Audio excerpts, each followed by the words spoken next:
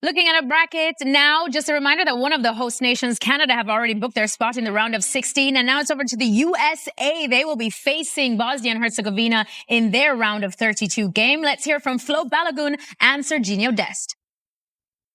There's no hiding. We do have the opportunity to do something extremely special. So, you can't have the good with the bad. We have the opportunity to do something very special, but we also, can lose, and it will be a lot of commiserations and a lot of annoyed people and upset people. So, as I said, you can't have the good without the bad. But we definitely do have the opportunity to really, make a fantastic run.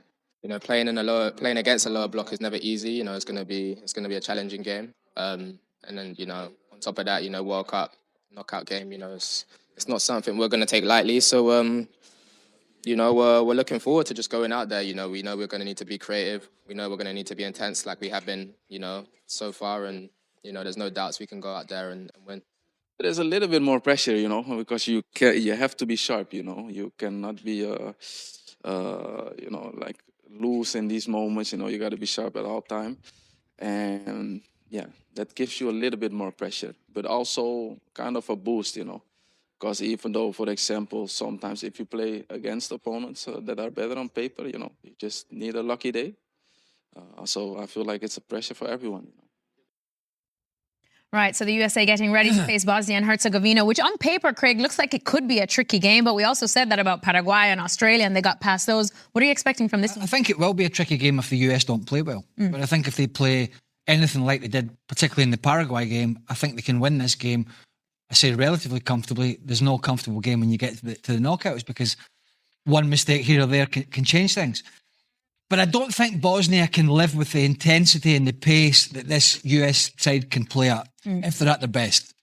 And that is the big question. Can they take the group stage games into the knockout stages? If they do, and Pulisic is fully fit, and McKennie and Tyler Adams operate, and Dest and Balogun, all these players that have played with an unbelievable confidence and pace, if they do that, they beat Bosnia for me. But it depends how they play. Yeah, that would be the key. The pace they put in the game, the verticality of it. And if they do so, they're going to win it. And they're going to win it easily, because Bosnia, they're strong, but they're not fast. They need the time to settle down, and they play together, but they're united. But comparing to that United States team, which you can see craziness coming from everywhere, verticality again, and pace in the game, you cannot cope with that. I just want to say something, I wish I would have played in Monaco. I would have a nice diamond in my ear. Like Flo Balogun, he's been definite. He deserves that diamond. By the time this World Cup finishes, I'll be disappointed when we go to New York if you don't come into the studio one day with one dangling from your... Should we go for a piercing?